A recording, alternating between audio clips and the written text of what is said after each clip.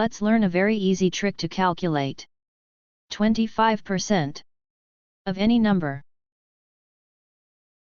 25% simply means half of half. Instead of using formulas, we divide the number by 2. And then divide by 2 again. Let's look at an example. We want to find 25% of 80. First, we take half of 80, which is 40.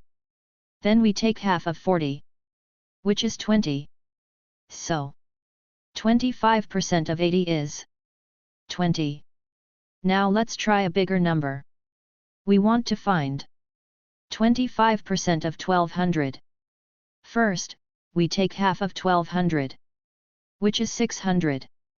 Then we take half of 600, which is 300. So, 25% of 1200 is 300. Let's do one more example. We want to find 25% of 440. First, we take half of 440, which is 220. Then we take half of 220, which is 110. So, 25% of 440 is 110. This works because 25% is the same as 1/4. Remember this simple rule.